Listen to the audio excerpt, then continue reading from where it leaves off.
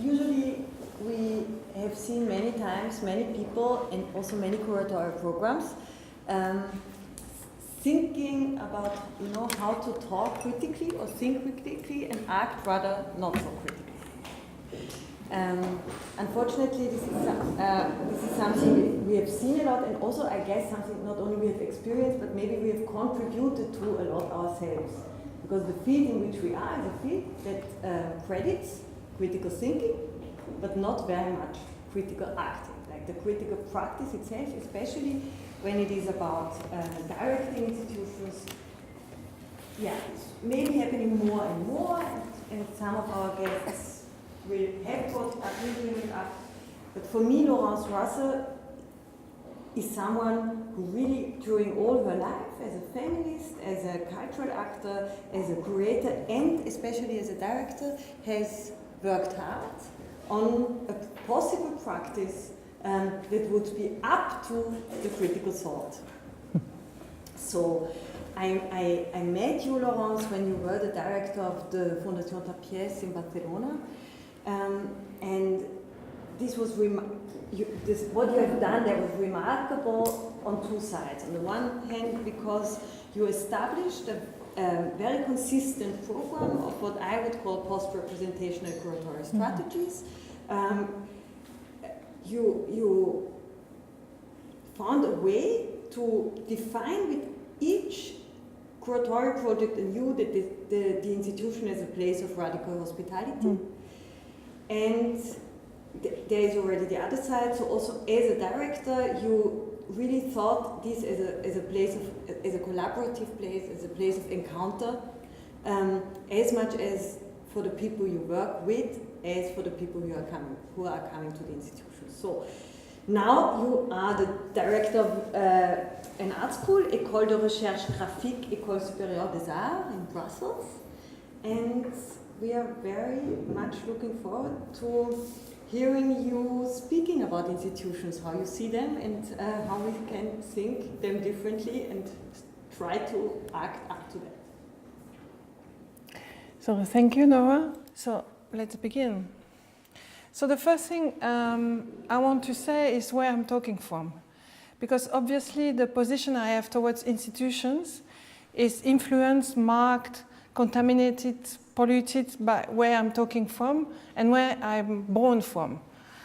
Because you can see I'm white, I'm identified as female. I guess you identify me like that. I'm born and educated in Belgium. I will turn 50 soon, so that gives you also a moment of time, because time changed. So I could go to school, I could have access to social security, to health system. I could decide to leave on my own decision, to leave my hometown, to go to a city, to study art school. I could benefit from unemployment money, teaching jobs, and also what was happening in the public funding for small or big institutions in Belgium at that time. So, and the 90s, if you want tomorrow we can, because what was the conditions of work, of rent, of labor, of unemployment money, social security, allows me to take some decisions about my professional life. Because if you are not, every context is important.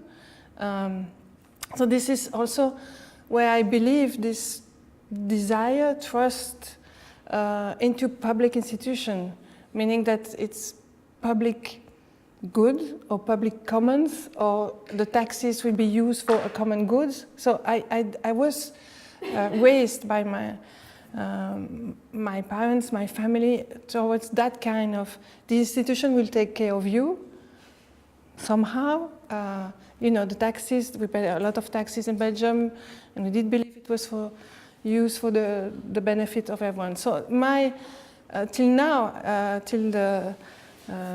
this part of my life, I still try to work within public institution.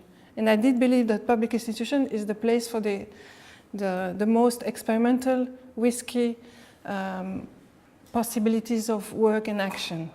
I don't know if it's still correct, but I'm still trying. This is my last stint now in the school, because we will see the transformation of the public money or the collaboration with private and public money. I'm not against using private money or public money, but how it is filtrated by certain politics of success, achievement, aesthetics can influence the way you can work. I mean, the freedom I give to myself is also depending on certain constraints, that I accept some of the limits and possibility within what is called public institutions. Is that okay? Okay. So this is, because otherwise, yeah, it's important to define this partial subjectivity that you encounter in me, because I'm, as I say, a product of circumstances, politically, socially, economically, and culturally.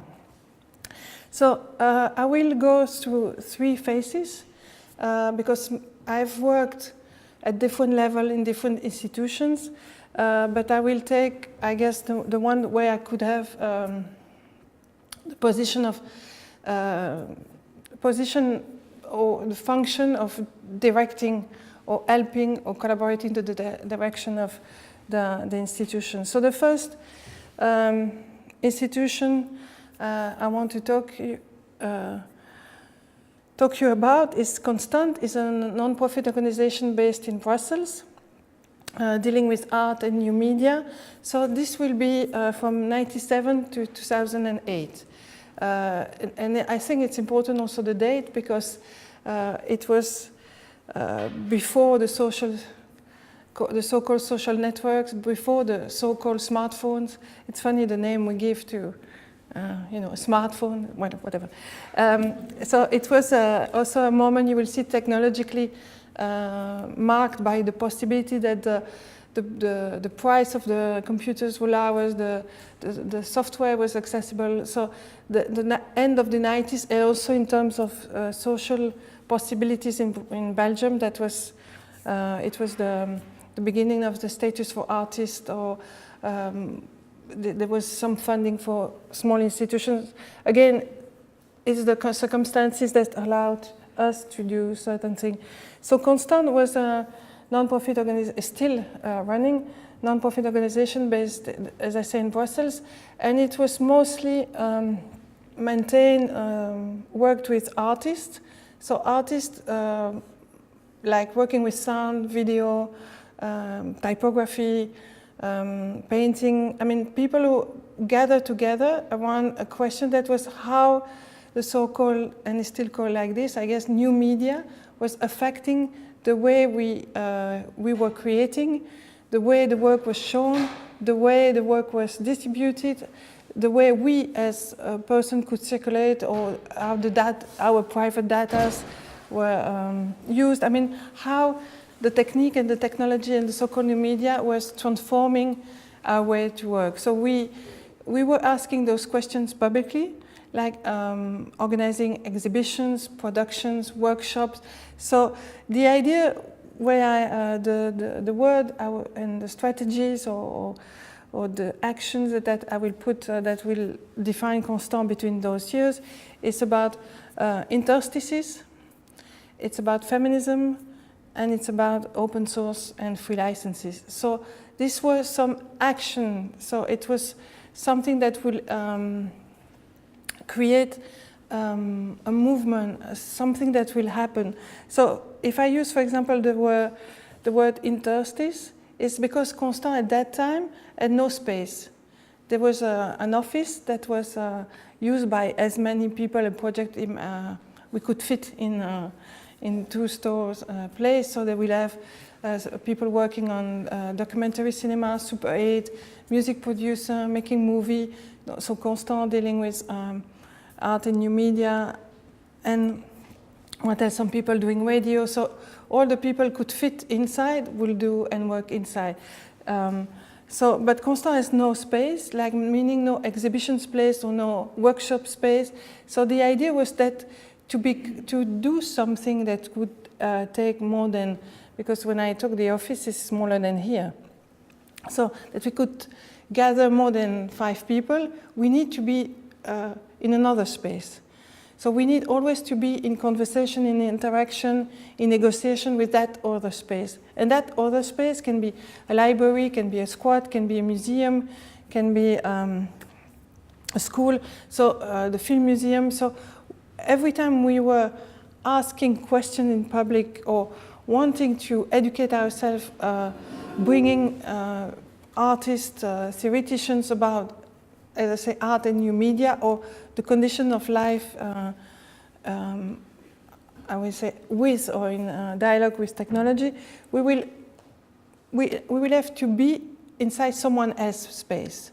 So because the fact that we were working inside another space make us also question our position in that space. But really, that was the idea of making tangible, physical, almost, I mean, I've written or thought somewhere as that we have never talked so much than with a computer. I mean, all what you have to physically engage with the space, the technology, the people, to work with, to think with, because, for example, the fact that and it's still something, I don't know if you work on it, but it's still some kind of challenging to show internet art in a museum or CD-ROM you don't remember, you are too young for that, but or an installation or cinema. I mean, all what was done as art is with media, it should question the museum, the exhibition space itself. The fact also it can be distributed, it can be accessible from other space. So those questions that we accompany bringing artists and knowledge inside institutions. So so as I say, the technology was a way to activate relationships, but one of the things was to be working with. I mean, we are all dependent of each other. We don't exist without the relationships or the dependency with each other, but we were making this tangible, physically tangible. I mean, the computer, the cable, the people. I mean, cooking was part of the important also. So building, cooking, talking. That was mainly one of the work of Constant. So we also put ourselves physically in between, as I say, in between institutions, or in between individuals who are not talking to each other, not because they don't like each other, but because an artist talking to a programmers, or someone working in a training center for women into technology, and someone making a PhD on technology. So we were using Constant as an interface and a mediation between people, between institutions. So physically, we were there, the machine, and we were there. Making tangible the relationship between, let's say, artists and institutions, or programmers and an artist, or institution, that was part of one of the strategy. Something that was important and transformative for us is the free and open source software and license. Again, so in the 90s, at the end of the 90s, that was the case of Napster. You know that Napster was a platform of exchange of files, and was shut down. It was also the moment that a lot of artists were creating, and it's not new, TV programs, cinema, film, music. So the fact that the computers, as I say, was arriving at a level of low cost and also easy way of the software brought, or we were ignored till the 90s, but then in the 90s we discovered that a lot of artists like us were using the possibilities, and we cannot say now how increases the distribution, the production, the critique of those artworks or works that are produced by using new media. So free and open source software was do I have to explain, or more or less not? What is interesting about free and open source software is that it's free and open source because it's published under a license. And the license is a contract between you, as creator or programmer, and the users. So you tell the users what she can do or what she cannot do. So what the possible use she can make with that software, that product. And so with the free and open source license, that's, so this computer is working with open source software. So it's a license or a contract that give you freedom. So it's based on author right. So you should be the author of the work to put your work under a free license. Now there is a free license that's usually known as Creative Commons. So the idea of producing commons good under free license, but you have to be the author of the work to say this work or that my text will be distributed. I mean, I give it to Nora, but I can put a free license on it that said that you can.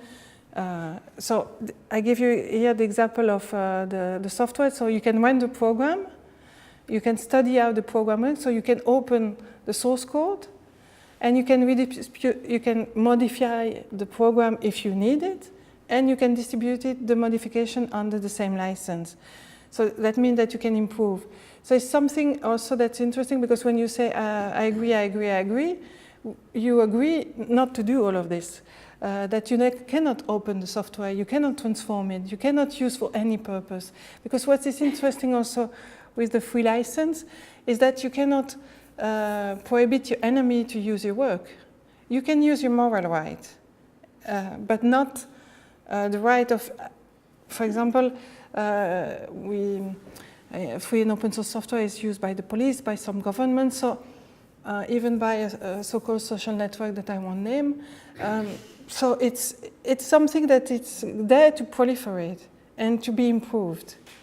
So the fact of using, as I say, you have to be the author to put a free license. That means that all the work that I mentioned that was reusing some other people's work cannot be put on the free license, because sometimes you need to hack a program, sometimes you need to pirate a movie, because this is what you do with your work. But sometimes it's good also to say, no, I give my text, I give my work, I give this movie that, I don't know if it's called a movie, that documentation that we are making today, but someone asked me, does it make any sense now to speak about free license and free license contract in a moment where people can download and do whatever they want?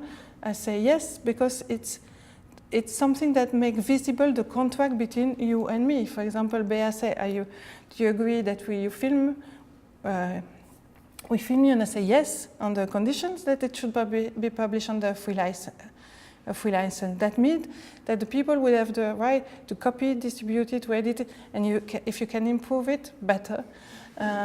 So the fact that if you're writing a text, or if you give or publish a picture, or I don't know, I mean, all in your practice or in science, I mean, as you're coming from different, if you say this is under free license, you will see, because for example, some of academic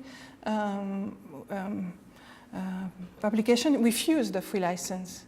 They want to close the thing, not to open it. So the fact that for us to use the free license, this was the base to say every software that it's important that you can discuss the tools of creations that you're using as an artist, because most of the software suite that people use to produce images, for example, is one big company. And this is determining also the kinds of aesthetics. I mean, to be able to open the tools of production that you're using as an artist, or as a scientist, or as a programmer, this is something important to be, I think, to be maintained and used. So Constant now, as I say, is 20 years after, is still there, and so they're working a lot on free and open source software for designers, publications, video editing. So also the question of surveillance. So the fact of really be engaged with the development of the tools is something important. But again, as my level of institution, for example, one of the fact of using free license in a museum. This is something I will bring to the Fondation Antonietta Pies, for example, that what is produced with public money should be returned in the public goods and commons. This is something that that was discussed with the team of the Fondation, that whatever they published it under the license they want. They were choosing of Creative Commons because the idea is also that if they leave the institution, they leave, I mean, the right is there, is open to be used. So another, it's coming back on fashion, but feminism was not always like in big, on t-shirts and in big letters behind pop star. So feminism for us, so how I use it, because I can also ask you, do you remember the day you became a feminist? For each of us, it's a special moment, it's a special tool, it's a methodology. So the way I use or I embody or I can act as a feminist is specific to, I know, I guess you've seen till now that I have no theory, it's practice, okay, what I'm doing here. So feminism was a question, as a method to ask always who, what, for whom, in which conditions. Whatever, if you're identified as a woman or no, or how your sexuality is driven. This is not, I mean, it's important, for example, when suddenly in a list of, for example, in France, that they have name researcher for center and there are only men in the jury, only men chosen. So then you say, you identify men, women, you count and you make a remark. I always say, I always, also with the teachers now, when they choose someone is ill, so someone should come in, or someone is tired, and they can choose someone to come in. And after 3 men, I say, there is only men here, and they look at you like, I didn't realize. So some moment you have to put okay, it's a cis man, okay, it's a cis woman, but I mean, unfortunately, it's still useful. So, but as a practice, again, it was always to question, never take anything for granted, never take anything as natural. So, like to be an author, this is not natural. I mean, hello. I mean, we didn't have a soul. Do you remember? We couldn't vote, we couldn't work, we couldn't inherit. So if you go back to Virginia Woolf, we can have access to certain place. So to be an author, this is not, I mean, we don't have anything natural. We had to fight for, acquire some rights. So it's important to, again, to make this, this path physically, it's a space of negotiation. So we can use that space again and again. So feminism was, so the contingency, the context, how can we work? How do we work? Is it sustainable to, especially in the cultural field, that some research made that for example, in England, that the people working on the really bad condition, the worst of them are cultural actors. I mean, in institutions, it's very, very glamorous, but you cannot pay rent in London. So the self-exploitation for the love of it, so the love of it can be family, it can be free software, it can be art, no? What we are ready to do to make it happen. So with Constant, what we did, and we'll switch to another time, but it's so-called internal kitchen that we asked to our colleagues, the people we are meeting, okay, how do you do? How do you make a living? How much is your rent? How many people do you have to take care of? Because the dependency, codependency, and if you have to be paid for a lecture or for being a curator, how much? How does it work? So this was part of our process. I have this problem, I have tendency to take literally stuff. I did believe in cyberfeminism.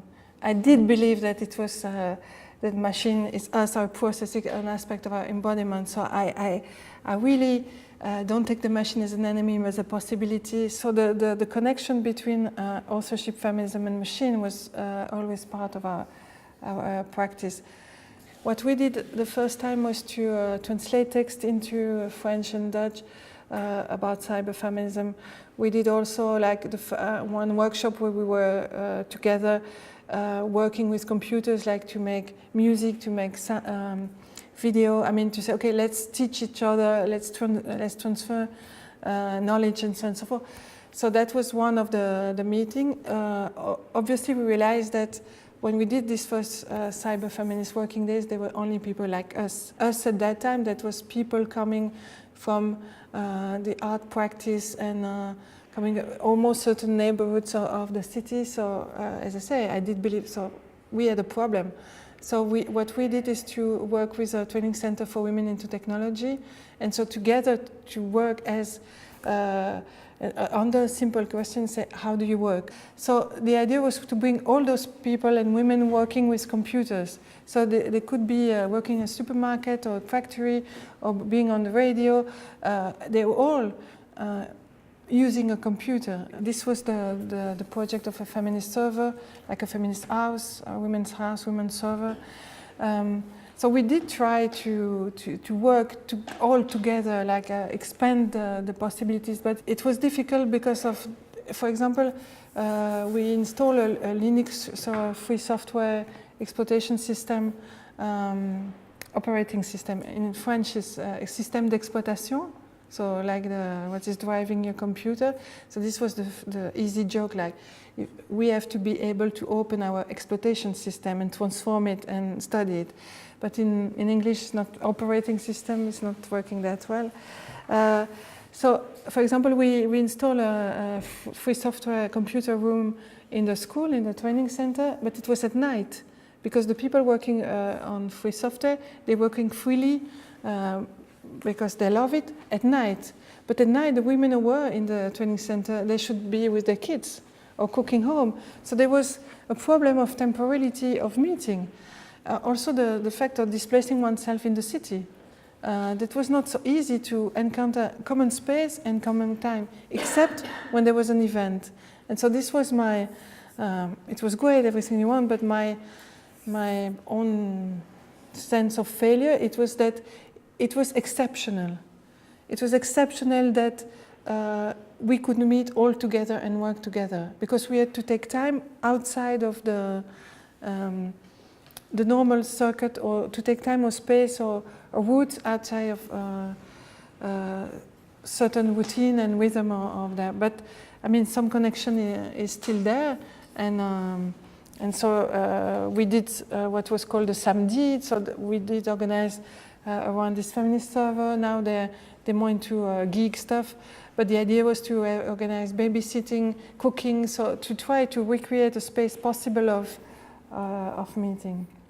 So 2008, 2015, I'm directing the Fundación Antoni Tàpies in Barcelona. So you can ask, or maybe not tonight, but how the hell a cyber feminist became the director of a museum? It happened. But so the words that I would put on the table for that period of time, and so also I put the dates because if you remember 2008, that's one of the so-called crises that began also in terms of funding and what expected from institution. But that was the background context. Nevertheless, I arrived there. So as Nora said, my question and the fact that what am I doing here? This is something that now I can quote someone who said that, but at that time I didn't know that a lot of people said it, but Jean Houry, in the context of institutional psychotherapy, mentioned it clearly. The first question is to ask, what are we doing here? So the fact of entering an institution is, what is this institution? And also, how can we, in fact, the desire to be interacting with the institution and to be in conversation with the institution, that's something that I was bringing with me. As I said, the open source, the fact that you can study the system, transform it, and distribute the modification. how do we do that in institutional level of the feminist practice of asking who, what, and which condition and what for? How can we ask this to an institution? So I took something that I read when I was reading about cyberfeminism. It's Rosanna Luker-Stone in The War of Desire and Technology at Close of Mechanical Age. It's something that was always with me. I have a backpack with, it's not certainties, it's tools, it's a toolbox of, okay, what am I doing here? Okay, feminism, open source, and in the definition of interaction or participation. Because this is something to interact with the institution, what does it mean? Or to interact with the exhibition space. If it's to say, the painting you like the best, thank you, for me this is not participation. Or to comment on something, this is not a conversation. So, and also with new media work, you have also this, yes, it's interactive, yeah, you can say hello to the camera and you have the software saying hello in the set. This was for me not the definition of interaction or participation. This idea of something like a conversation, like for example, we don't have here now, that when you talk to someone, you have a conversation, or you play with someone when you're a kid, the transformation of the conversation is driven by what? The fact that you see the face, you can interrupt, you can move, and now we do that.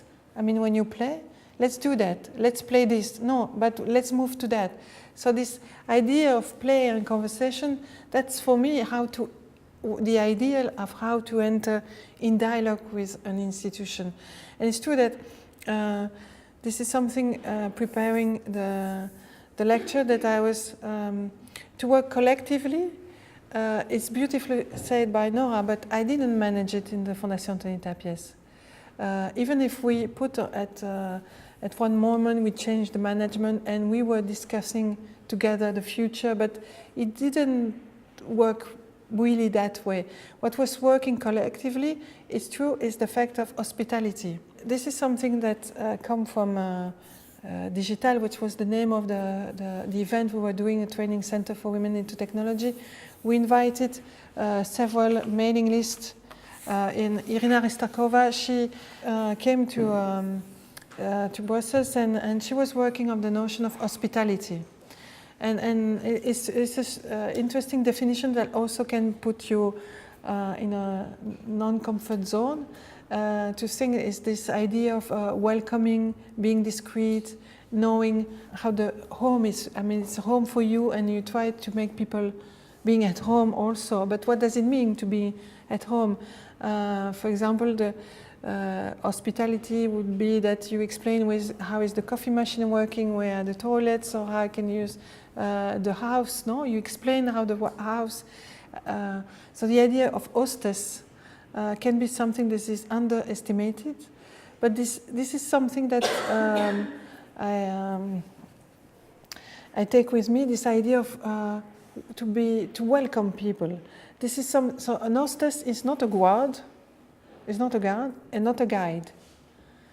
This is something. This is another function somehow, and so this name hostess were taken by. People working in different exhibitions, like the Alan Capro exhibition or the React Feminism.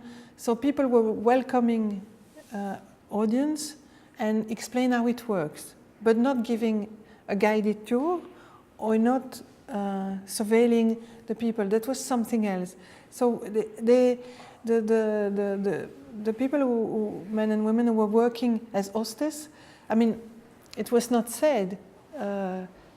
We didn't hire hostess, but we were working together of this definition of their work. How they can welcome the people, explain how it works, but not not telling them what to think. So one way that we try to open the institution for conversation, and a conversation, it was also to understand how the institution work, how do we work, what did we learn, or how did it work? So what is this institution? What are we doing here? What's with that? So the Fondation Anthony Tapies, I won't enter into detail, but it's a private foundation created by an artist and his family, and partly funded by public money. So it was, when I was hired, the idea was to say, okay, it's a private institution, but with a public mission. So that was this idea.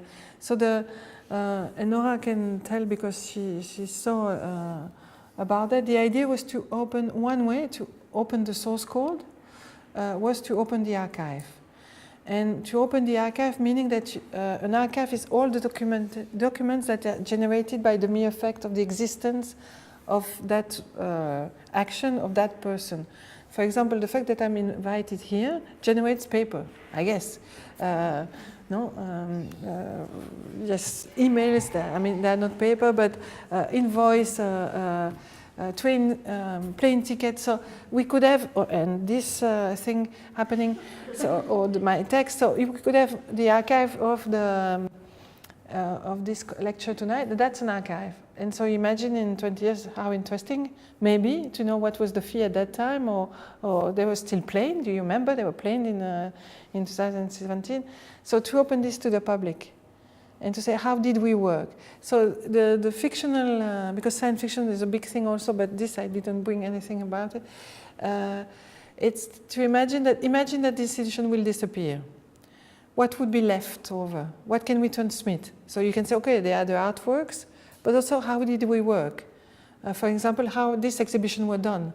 So it's like giving the cookbooks and the tools and to say, okay, take this, and with this you can reinvent, if we use a Capro term, we can reinvent that exhibition, or not. The basic stuff is like some people came for Anna Mendieta or recently Lydia Clark to say how was it done. And legally, the archive can also only be all what is contract-based, like an invoice or contract. You don't keep the scribblings of the technicians or the list of shopping that you need to do an Anna Mendieta piece. But this is what people come to see, how it was done.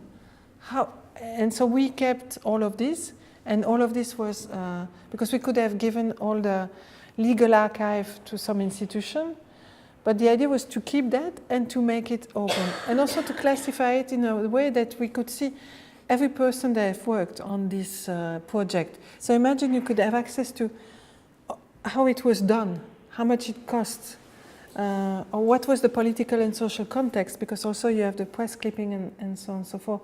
We were not so happy about this drawing because the Fondation is still in the center. No, it's watering everything. Meanwhile, it's a continuous circulation of knowledge and possibilities. So the idea was really but that was an example. We would imagine that these protocols of exchange based on the archive would be a model of possibility to work with other institutions or in between institutions, that the knowledge produced could be open, distributed, modified, transformed, and so on and so forth.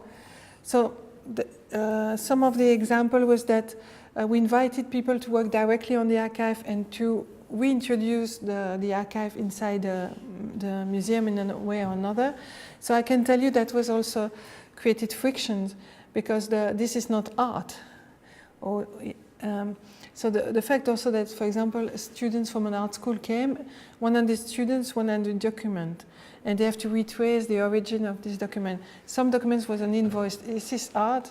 Well, it's part of it. Or what constitutes the possibility of this object, of this moment being called art, need a lot of administration, paperwork, knowledge that could be accessible and visible from someone who was opening the box.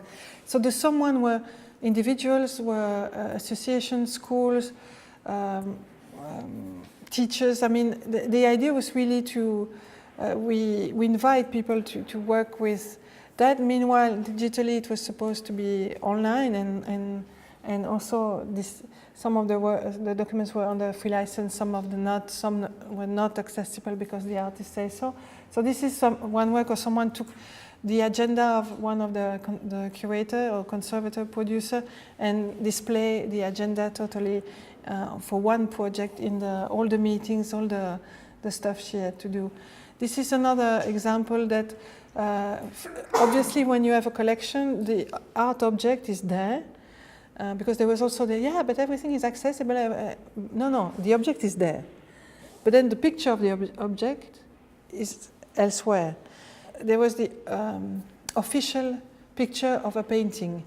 It changed every 20 years. I mean, at one point it was black and white, and then at one point it was this analogical film, and then at one point it was digital. So the official can, when it's not official anymore, can be redistributed. So this is also the fact of having a painting in a collection generates a lot of document. Restoration, checking the state of it, the texts that are written. So the idea was to also see or give the conversation possible with an artwork other than art history or aesthetics. It was also the physical condition, weights, travels. So this was a work with teachers who they did an exhibition in the Fondation when you have the painting and what you can learn with the life of the painting in the institution. So it was another guided tour elsewhere than the art history and version of it.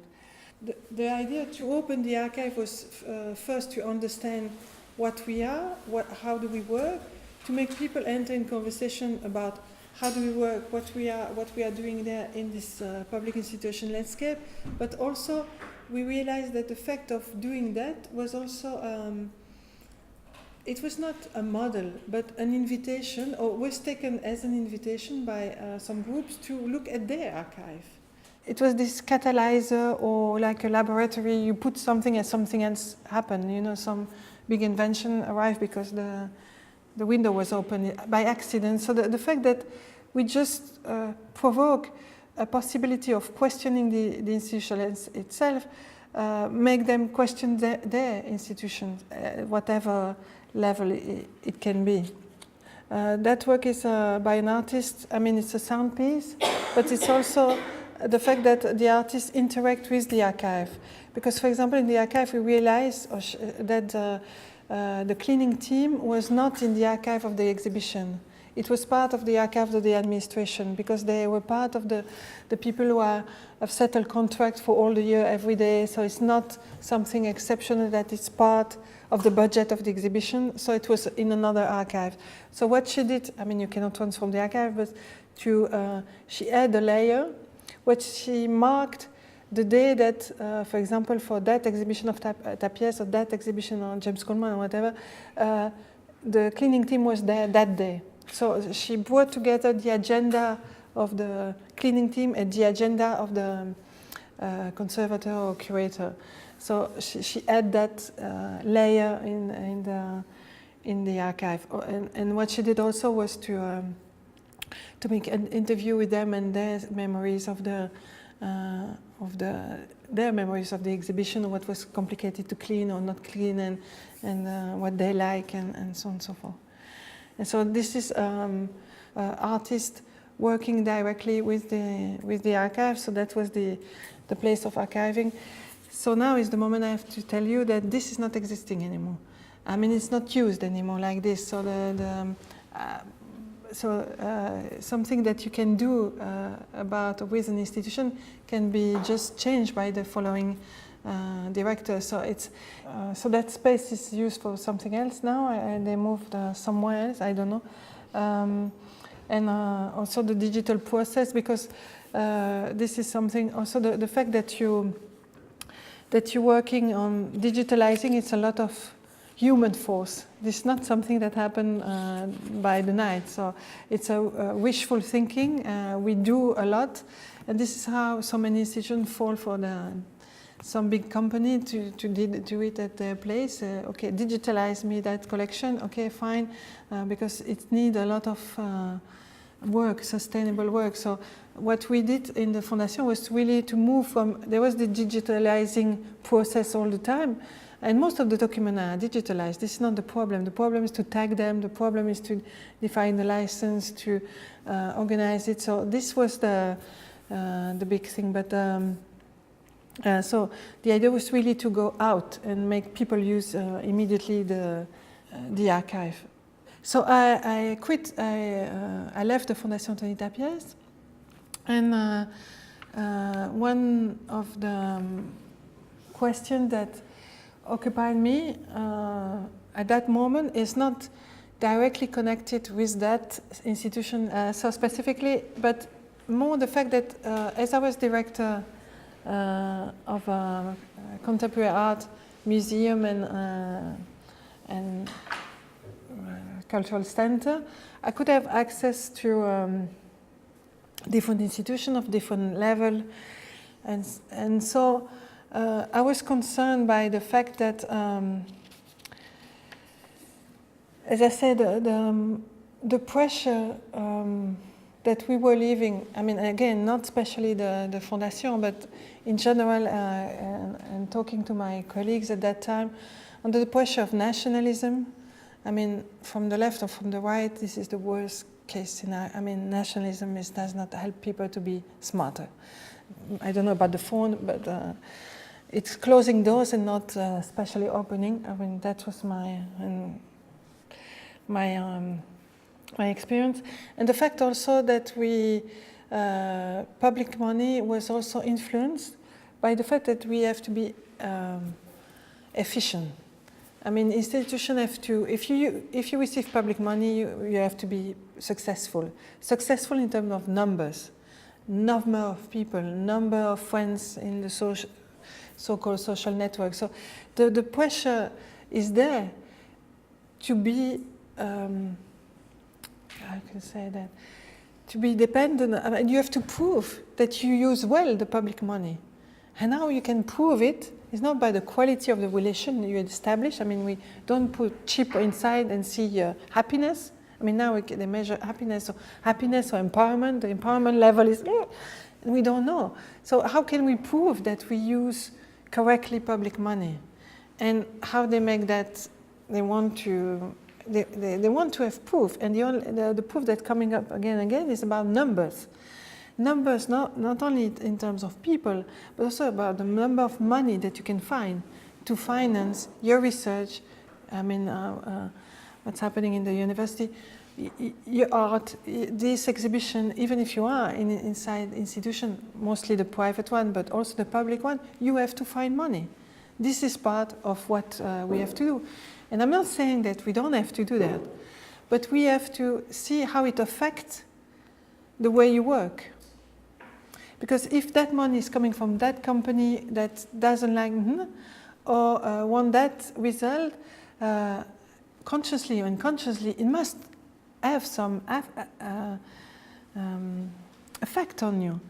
But again, I'm not saying it's bad, but I want to see and understand how it works. And also, there was a moment, you know, you have, I don't know if it's a moment you don't sleep well and you connect stuff, and I was concerned because some of the colleagues were really like, for not depending on the extreme right money coming from public policy, they were trying to find private money. And one way of finding private money, and that's something that was also discussed in the Fondation, is to how can we sell creativity to enterprise? You know, to have like those moments of come to the museum and you will meet the unexpected, and you will increase your creativity, come with your managers. I mean, this is something that is done, or bring your fare of cars or of mobiles or whatever. Use the museum to sell smartphone. I mean, that was something that was there and used all the time to maintain these institutions. I'm not saying it's bad, but when you discuss this with curators of big institutions or people, there is no, and this is a common sentence, there is no alternative. So for me, that was really troubling to say, really, we can't find another way of surviving than marketing the knowledge by bits and pieces, or by transforming every moment in a shopping mall. Really, there is no other way. So when I left Barcelona, I began to study. It's a postgraduate in institutional psychotherapy. So the basic principle is if you want to take care of the people, you have to take care of the institution. Everything matters. It's funny when you enter here, downstairs, I say, wow, it's an art school like mine with graffiti and stuff. And you take the lift and you arrive to a startup. It's like, it's funny. I mean, this change, physical change, the smell. So what kind of work you can do? I mean, this isn't how it influenced the way, maybe if you were downstairs, I don't know, in a place or in a classical lecture room or without the tables, that we can be closer. So everything matters somehow. So just to explain quickly, but because yes, Jean-Henri was part of it, but one of the first to bring it in France was Frances Toscaès. One of the good things about Catalonia, Frances Toscaès was a psychiatrist who were active during the Spanish War. He was creating a group of care of the soldiers, and this group of care were made, it's not the right term, were constituted by a nurse, nuns, sex workers, artists. So because they said to take care of a person, you need all that knowledge. It's not only a doctor or not only a psychiatrist. We need people who are able to take care of the body, the creativity, all the possible help or connection that the transfer, if you want to use the term, that person can take. So Toscaès was a refugee in France, and like a good refugee in France, he was put in a camp during the Spanish War. And so finally in 1940, he could work in an asylum, but as a nurse. So he had to train back because his diploma was not recognized as a psychiatrist. So he worked for a place called Saint-Alban. And Saint-Alban, you might have known it because Frantz Fanon went to work there, to be trained and try to export institutional psychotherapy in Algeria. And so in Saint-Alban, what was really special is like Toscaès, they based one of the principles is Lacan, so to use psychoanalysis in a psychiatric space, but also Hermann Simon, who is a psychiatrist from Germany. It's complicated to read Hermann Simon, especially the text from 1929, and the idea was really that the cure should pass by work. So instead of letting people in their room and enclosed in the quarter, to make people to work together, to build a house, to take care of the gardens, together with also the hospital team. So to create a respect and collaboration in between the people being together at the space that was the asylum. What was a bit, I will close the parenthesis, dubious for me to read is that this idea of work, and also Hermann Simon made a special thing that it's not about being creative and being crazy. You know, you cannot do crazy stuff. You have to work, and it's also really gender-based. You know, women in the kitchen, men in the garden. So it's funny because in the text on institutional psychotherapy that I'm reading, there was no critique about Hermann Simon. Meanwhile, you can really, but no one is perfect. But the idea was really that people should be together working also passing time. But also, for example, he broke the walls of the asylum literally, that the people could work in the village and the village could come to a space. And it's one of the rare places that the people didn't die from hunger during the war because they were able to take care of themselves. Because this idea, I don't remember if it's Uri or Toscaès, if you're enclosed with crazy people all the day, it is no surprise that you take yourself for crazy. You know, the fact that the people with the same pathology was enclosed together in rooms, and they opened this room so people could wander together. So I just say one sentence in the middle. In relation to what you just mentioned also, I mean, it's this question of why is it not possible, or, I mean, of course we know why it's not possible in capitalism, that there is any work that would be not alienated, yeah? We all know our work is like alienated all the time when we do it, even if we enjoy it. But I can say there was less alienation in this institution, at least with the people I had the chance to work, than I have ever seen before. So this means I was on a residence in the place for 1 week. I came in the morning, and we worked together until the evening. We had lunch, but in every moment when we worked together, I had the feeling that people do what they believe makes sense. They do it with the means that they think makes sense for it, and they have their day based on that. And never before in an institution I have experienced something like that before. So for me, this is really special. And actually, this was more special for me than the project with the archive in relation to the difference of an understanding of an institution. And also as a base of hospitality, because it makes a complete difference if I welcome someone in an institution that is not alienating me. So if I'm not, because the hostess, the classical hostess or the stewardess in the airplane, she's not welcoming anyone. And we know it. She's saying something that she doesn't mean. She just learned it. That's why she says it. So yeah, but this is why I was mentioning Irina, because there is this sense of home. And you're right that, for example, the team that was working on the archive, they have, it's true that, because this is something that because the fact that you say it's not, less alienation, this is what is about institutional psychotherapy, because it said that you work on two legs, Marxism and psychoanalysis, because we are alienated socially and mentally. So it was not only to work on the mental, but to work also on the context of life. And also, this was the end of my talk, but then it's done. Guattari, because Guattari went to work with Uri, that was educated by Toscaïès, and then they collaborate later. So when they ask him in La Porte, what are you bringing to people? And say, it's not about what we bring, it's about to be less toxic as possible. So to work on the lack of the less toxicity possible inside an institution. It's true that now I'm working on this, that in the Fondation, it is true that what's special about the project of the archive, that we're working together, the people of the archive, education and communication and curators. So it's I don't know your experience with the institution, but normally those departments, they don't even talk to each other. Or, I mean, I can tell you now, because I'm doing a project with a big institution, I can tell you that to make education speak with the curators, this is something, it takes, I don't know. But we cannot say that publicly, but now I have the proof and the emails for the next time.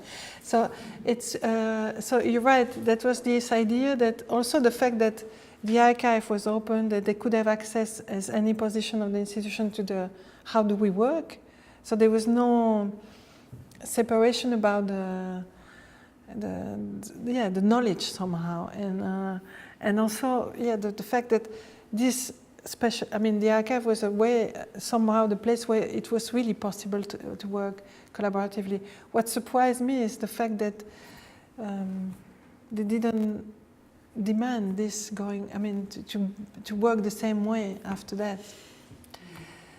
So what I try is that to say, is it possible to work with, as companionship, the writing and the readings of Toscaïès, Uri, Guattari on institutional psychotherapy? Can be this part of my toolbox to work within the institution, so to be able to construct this collective, and a collective is not a group of people. And also a collective should maintain the heterogeneity, the singularities, and every one of us is an institution. So this idea of how do we work together without being the same. And this is the radio that's working now in the school. So the idea is really that you have to maintain the heterogeneity of possibility, and also the idea of collaboration, to work collectively, is a lot debated in the school, because collectivity and collaboration is heavy. I mean, we have to make meetings and to discuss. And so, and the basic principle of a school is there is no equality, because the status of the people are different. Some teachers are tenured, some teachers are assistants, some of them are lecturers. So the contexts are different, and you cannot come with as a fairy godmother and change everything and say we're all equal. We are not equal. Some people are paying, some people are being paid. So this idea, we talk a lot about this because it's demanding to decide collectively, collaboratively on the cafeteria, on the gallery, on the distribution space, the schedules. I mean, it's great, but it's tiring. So how does it work? Also, some students from Holland were talking about a place in a school where they have this ideal place of education where they could decide together the content of their class. And I mean, they talk about a really collaborative and collective work. Meanwhile, some of them who were coming from Brazil, the collaboration were going to, they have to find the money to pay the janitor, they have to clean the school. I mean, this was a collaborative, doing the school together, but at the point that they were not having time anymore for their own project, which is some of the students are really happy what's happening, but they don't have time for their project anymore because they are busy making the school together. So when I was talking to the people of Holland, I said, but what would you know about the secretary or the ideal school was the fact that the institution would disappear. So you don't know how it works. I don't want to know about the budget, thank you, or the schedule of the person who clean. Let me in peace with that. I want to do my work collaboratively in a group, but I don't know. So the fact that working of the care of the institution, the care of the people, make, again, this really tangible and physical and tiring. But, so I don't know, I will keep you positive. So we'll see how it works because, as I said, at my level of the structure, I bring the people in, also with the students. They are really, some of them are really willing to learn. I mean, the radio program, they maintained it during 36 hours. I will tell you about that. But so some of them will be leaving because they want to study cultural management, because they have learned about how to make a budget, because they have their own budget, they have their own space. Of course, so the balance between the experimentation, the collaboration, the protection that the institution can give, because the experimentation should be really high, the risk really high, but I'm there. I mean, how they consider me, Uri would say that there is a different place, the position, the role, and the function. I mean, I can have the function of a director as a student, and my role will be the good one or the bad one. That depends how they see me. But my position, I'm paid, and on paper, I'm the director. So this kind of, and we talk together about this, how we can sense, because some moment I have meeting where I just, this is difficult because I cannot just disappear. I mean, I cannot become one of them, but we can be together at some moment, no? Discuss the school. So this is something that, so this is the print lab that is built, because the idea was also building together space of transfer of knowledge, but they build physically students, teachers, and administration together. But also, this is something we can come back to this idea of temporality, because by default the students are passing by. So the temporality of the work is different, and some teachers will be there forever, and the director is punctually. So the different temporality of work and projection is also, and now we encounter some problem because they built a Super 8 lab, great, but they are leaving. So how do we do about this thing? When we talk about radical hospitality, as you know by Derrida, that radical hospitality is to give the keys of the house. So you're not the master anymore. And if you're not the master anymore, so you cannot be hospitable anymore, because this is not yours. So the question of property. So someone told me, yes, but you can give away your privilege because you have privilege. So this is a privileged position to say we are going to work collaboratively and collectively from now on. maybe it's not bad, but so this idea of the position that is a privileged position, and so and also not to create the sense of indebtedness toward the people who are happily collaboratively working on the schools. Is it a matter of privilege, or should I come back to it, or is it not more a matter of exploitation? I mean, because we in somehow shifted now our focus from exploitation to privilege, but more interesting would be, where is the surplus value of our exploitation and how can we collectivize it?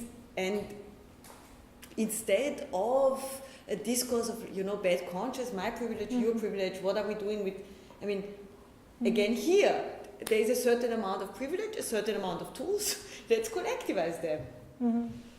Oh, but this is, yeah, you're right. So it's just that I'm occupied by this, but it's not a bad conscience. It's really to be careful in the care that what you put in place, what you demand, what is your position. Also, I have to say that I'm working. So because I've put those principles on the table, I try to work with that. I'm working with a psychologist. So we discuss this kind of question that I could have about bad conscience. So, so I really try to put that all the time on the table. But you're right. It's like, okay, this is the decision I've taken. It's based on certain analysis of institution possibilities. Let's work together, but not being blind to what is in play here for not only even physically for me, because it's kind of complicated, but it's so yeah. This is not about bad conscience. It's bad conscience on to be not to lose tracks of what am I doing here, what I'm doing that. So it's about following the vibration of the water, and yeah, it's about that's not bad. Regarding opening the archive, did it change how you subsequently archive things? Did you archive more, or I don't know? Yeah, I mean, it should have, it should have influenced. But the idea was that the fact that it was not concentrated only on the desk or under the desk of the one person, but it has to become something that can be used. That changed the way it's archived. Yes. But also the new things that were then archived. Yeah. But then I'm sure not anymore. Yeah. I mean, for really changing, then you have it takes to modify some routines and habits. It takes an authority to say from now on we work like this, or it takes it's an organic work somehow. But isn't it difficult to convince people? Because if you say we work collaboratively, then for some it must be to give something of their power and of their status to the others who don't have it. So how difficult was that for you to impose this idea? So what I did is every time we open a working group, and we call for everyone. And of course there are 90 teachers and 400 students, and sometimes we have working group of 10 people. It's changing because also they want, I guess, to see the result between saying and doing, no? And recently we opened the school 36 hours, days and night, and what we did was to open a pad online, and people, when I say people, teachers and students put all the projects, and we worked together with teachers and students to organize the space, and the space was given to someone who was responsible for that space, and all the projects together, all mixed. No hierarchy of, and I will also explain the exhibition we did regarding those principles. So, and it worked. I mean, it's interesting also to go to because I have to go to that extreme, to be like day and night on. I mean, some of us were there day and night, but it transformed. And also the trust that you can have with each other, going through that moment, and also the fact that we trust that the students, other teachers can do stuff. It's So, yes, some of them, I guess. I mean, in the Fondation, it was more vivid than in the school. Also, because in the school there is this temporality and movement that also different when you have people working full time in one place. So this is also what I'm saying, that it's not so easy, but because we're back on track, no, back on our position, or sometimes you are transformed. And so for the school, what I when I answered the call for the director, so it was on, I mean, it was written on the paper. I mean, they didn't know what will happen exactly, but I didn't hide the fact that I cannot work other way. Yeah. I'm wondering, in how does it change, maybe, or does not change your perspective on an institution between the Fondation Tapies and the art school now, in relation to that your customers in the Fondation was museum visitors, and now it's students, and one could imagine that maybe the visitors would be non-experts in art and the students would be experts in a way, but maybe also the other way around, that both are very similar, that they have a very own understanding of art, which is maybe not in a canon with what an official institution sometimes teaches. Like, was it very different for you to have customers and art students? It never crossed my mind, the fact, because I can tell you there are students who are not at all expert in art and visitors who are really hardcore on this. So the fact of, for example, in the Fondation, this is something we can talk tomorrow. We worked a lot about the body, I mean, and also the body of the visitor, because you cannot escape the body. So, but the body in the sense that the memory, I mean, someone seeing something, the way that she analyzes or see is because of her background, of her memory, of her knowledge. So, for me, you cannot do without someone being there. And so with Xavier Leroy, it was at the point that people were encountering the performance, and there is nothing here. But I'm here. Yeah, but there is nothing here. But I'm here. I'm talking to you. So my idea is really to make that it's happening all the time in the museum. The painting is there. And you're talking with, I mean, you're creating that space. So the thing for me is really the time, the temporality of to work with a visitor, with someone who's come and go, and you can let in peace. Or in the school that by default some of the students will be 3 or 5 years. The teachers are, as I say, it's again, I propose a way of working, but it's their decision if we direct the school together in that direction. This is why I told the students, the team, I'm the director, but we are the direction. We directed that boat somewhere, and we have different positions in that boat, but we go somewhere. But the fundamental people are the people who are there. I mean, I'm there, but temporarily. I don't know. So this, meanwhile, this was also it was a way to open the archive to make people interact, as I say, enter in conversation with the institution. The people outside also the institution, not only the people who pay and enter and visit, or the people who are working, but from the outside that they should reclaim the institution as them, or at least in a dialogue with them. So. Yeah, I think in the moment when we in somehow make the logic of representation more porous, we have on the one hand, okay, we will encounter bodies and possibilities to act, but we will also be confronted with the possibility of thinking the structure differently. Mm-hmm. And if we are not, then we are just talking, mm-hmm. not doing. Mm-hmm. And this is what actually was very important for me to emphasize. Mm-hmm. And I think this is what you have always done and will always do. And this is wonderful. So thank you very much, and I'm looking forward to work with you tomorrow. Thank you.